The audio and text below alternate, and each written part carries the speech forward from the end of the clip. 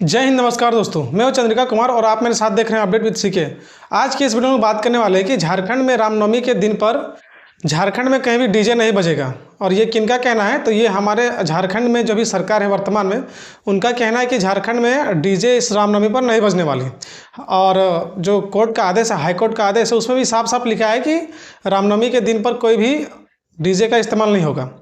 तो चलिए वीडियो को पूरा हम लोग देखते हैं और वीडियो में शुरू से लास्ट तक आप लोग बने रहे। हम लोग सारा कुछ इस पर डिस्कस करने वाले हैं कि क्या सच में रामनवमी के दिन पर डीजे बजेगा कि नहीं, और जो भी विपक्ष में नेता है उनका क्या कहना है कि डीजे बजेगा या फिर नहीं रामनवमी के दिन पर, है ना। तो चलिए बिना देर के वीडियो को शुरू करते हैं।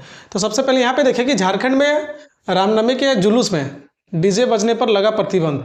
यानी कि हाईकोर्ट का यह कहना है कि इस बार जो रामनवमी होगा उसमें नॉइज़ पॉल्यूशन के चलते जो है सो कि डीजे को प्रतिबंध किया गया है। तो चलिए हम लोग पूरा वीडियो में देखते हैं क्या है ना। तो यहाँ पे देखिए, सबसे पहला मुद्दा जो है मैं आपके सामने रखने जा रहा हूँ। यहाँ पे देखिए कि झारखंड सरकार और प्रशासन ने स्पष्ट किया है कि रामनवमी के किसी भी जुलूस या शोभा यात्रा में डीजे बजाने पर पूरी तरह से रोक रहेगी, है ना। अब यहाँ पे देखिए, यहाँ पे क्या है कि प्रशासन ने और सरकार यानी कि झारखंड सरकार और प्रशासन ने यह स्पष्ट रूप से कह दिया है कि झारखंड के रामनवमी के दिन पर जो है जुलूस शोभा में डीजे बजने पर पूरी तरह से पाबंदी है ना। अब देखिए यहाँ पे हाईकोर्ट का आदेश क्या है। तो यहाँ पे देखिए प्रशासन का कहना है कि यह फैसला झारखंड हाईकोर्ट के पुराने निर्देश और सुप्रीम कोर्ट की ध्वनि प्रदूषण यानी कि नॉइज पोल्यूशन गाइडलाइंस के मुताबिक लिया गया है। यानी कि आप समझ सकते हैं कि ये जो डीजे बजेगा, और सरकार का क्या कहना है कि इसमें नॉइज पोल्यूशन होता है ना। यहाँ पे सुप्रीम कोर्ट के जो आदेश है उसको मानते हुए हाईकोर्ट ने कहा है कि हम लोग इस बार रामनवमी में बाजा बजने की अनुमति नहीं देंगे, है ना। अब देखिए आगे क्या है। तो यहाँ पे देखिए साउंड लिमिट क्या होता है। तो यहाँ पे देखिए तय मानकों से ज़्यादा तेज आवाज़ वाले बड़े स्पीकर और डीजे जो सेट लगा रहता है ना, तो डीजे सेट को पुलिस जब्त कर सकती है। यानी कि अगर यहाँ पे रामनवमी के दिन पे कोई डीजे लगेगा और वो ज़्यादा आवाज़ से बजेगा तो उसको क्या करेगा यहाँ पे पुलिस प्रशासन, तो उसको जब्त कर लेगी। अब यहाँ पे देखिए समय सीमा क्या दिया गया है। तो रात 10 बजे से सुबह 6 बजे तक किसी भी तरह की लाउड म्यूजिक पर सख्त पाबंदी रहेगी। यानी कि जिस दिन रामनवमी रहेगा, यहाँ पे साफ साफ है कि 10 बजे से लेकर के सुबह 6 बजे तक यहाँ पे पूरी तरह से जो है सो डीजे बैन रहेगा, है ना। और आप लोग क्या चाहते हैं, क्या रामनवमी में सच में डीजे बैन होना चाहिए? आप लोग कमेंट में जरूर बताएं। अब हम लोग आगे देखते हैं कि ऐसा जो विपक्ष के जो नेता है, बहुत सारे का कहना है कि उस दिन तो डीजे बजेगा भाई। तो यहाँ पे देखिए, चलिए अब आगे देखते हैं। तो यहाँ पे देखिए, अब जब ये फैसले को यहाँ पे विधानसभा में सुनाया जा रहा था, यानी कि इसका निर्णय लिया जा रहा था, तब यहाँ पे इसको लेकर काफ़ी हंगामा हुआ था। तो यहाँ पे देखिए इस फैसले को लेकर झारखंड विधानसभा में भी काफ़ी विरोध देखा गया, है ना। भाजपा बीजेपी का विरोध, यानी कि विपक्ष में भी बीजेपी है, तो उनका क्या कहना है कि विपक्ष के विधायकों का कहना है कि यह हिंदू आस्था पर हमला है ना। उनका तर्क है कि जब अन्य धर्मों के त्यौहार आते हैं तब ऐसी शक्ति क्यों नहीं दिखाई जाती है। नवीन जायसवाल और प्रदीप प्रसाद जैसे नेताओं ने सरकार को इससे प्रतिबंधित हटाने की मांग की है। यानी कि जो फैसला सरकार ने सुनाया है, तो उनको विपक्ष में साफ साफ ये कहा है कि अब जब दूसरे का जब किसी धर्म का पूजा पाठ होता है तब तो आप लोग इसमें प्रतिबंध नहीं लगाते, लेकिन अगर हिंदुओं का पर्व त्यौहार आता है तो इसमें आप लोग प्रतिबंध कैसे लगाते हैं? आप लोग दो नजरिए से इसको देखने का काम कर रहे हैं, है ना। अब देखिए आगे क्या है सत्ता में। अब देखिए सत्ता पक्ष है, जो जेएमएम और कांग्रेस की सरकार झारखंड में है। ये तो जैसे हम लोग की सबको पता है कि झारखंड में जो सो गठबंधन की सरकार है, वो कौन कौन से जेएमएम और कांग्रेस, है ना। अब देखिए सरकार ने यह स्पष्ट किया है कि किसी भी धर्म के खिलाफ नहीं है ना। उनका कहना है कि सामाजिक शांति और कानून व्यवस्था बनाए रखने के लिए यह जरूरी है।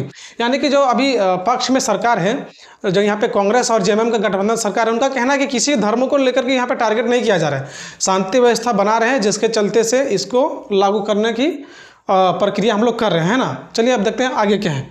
तो यहाँ पे देखिए, अब इसके बाद हम लोग बता दें कि हजारीबाग और रांची, सबसे बड़ा मुद्दा यही कि हजारीबाग, है ना। अब देखिए हजारीबाग, रांची और जमशेदपुर जैसे बड़े शहरों में शांति समिति की बैठक हो रही है। प्रशासन ने साफ चेतावनी दी है कि बिना अनुमति के कोई भी जुलूस नहीं निकालेगा। यानी कि आप समझ सकते हैं कि रामनवमी में जो भी हम लोग रामनवमी के दिन में जो जुलूस निकालते हैं, बिना पुलिस प्रशासन के यहाँ पे जो जुलूस नहीं निकाला जाएगा, है ना।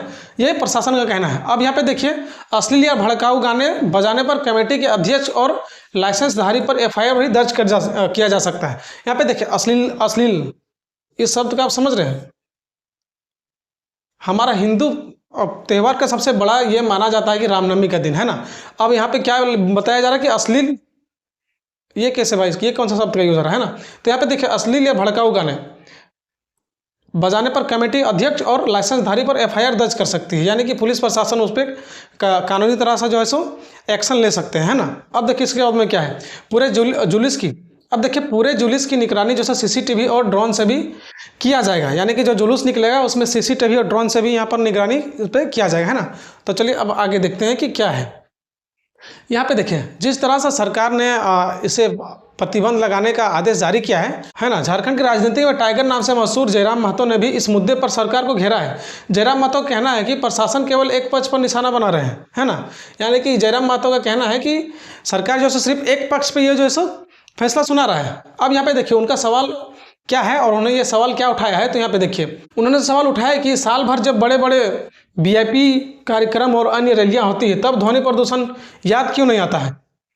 अब जिस तरह से अब रामनवमी के दिन पे जुलूस निकलेगा, हिंदुओं का त्यौहार है ना। अब उसके दिन आप बोलिएगा कि नॉइज पोल्यूशन हो रहा है, तो उस दिन आपका पोल्यूशन कहाँ चला जाता है, जब बड़ा बड़ा रैलियों में एकदम 6-7 गो डीजे खड़ा करके लगा दिया जाता है, पूरा गांव समाज पूरा एकदम शहर पूरा राज्य गूंज उठता है डीजे के साउंड में।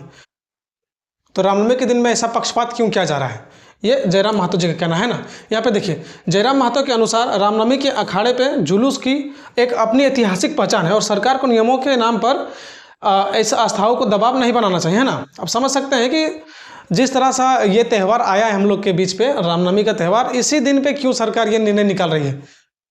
हाँ, जब वोट इलेक्शन होता है उस टाइम डीजे और बड़ा बड़ा सेट कहाँ चला जाता है, ये सोचने वाली बात है। आप लोग कमेंट में जरूर बताएं कि जयराम महतो जी का क्या कहना है इस पर, है ना, सही है या फिर गलत। अब देखिए आगे क्या है, तो यहाँ पे हम लोग बात करने वाले हैं जो झारखंड के स्वास्थ्य मंत्री हैं इरफान अंसारी जी, है ना।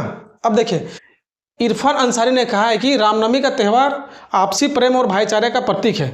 उन्होंने अपील की है कि त्यौहार को शांतिपूर्ण तरीके से मनाया जाना चाहिए ताकि राज्य की गंगा यमुना तहजीब बनी रहे, है ना। ये हमारे राज्य के जो स्वास्थ्य मंत्री इरफान अंसारी जी, इनका कहना है कि हम कोई विरोध नहीं कर रहे हैं आपका ये रामनवमी का जो त्यौहार आया है ना, हमें ये आपस में प्रेम भाव से बनाना चाहिए। अब देखिए इरफान अंसारी जी का क्या कहना है कि यहाँ पे देखिए जो बूढ़े आदमी होते हैं, है ना, जो मरीज होते हैं, जो बच्चे होते हैं, उनको जो है सो डीजे से ये होता है, क्या होता है कि एलर्जी होता है, या फिर कहीं ना कहीं ये देखा जाए तो फिर दिक्कत होता है ना।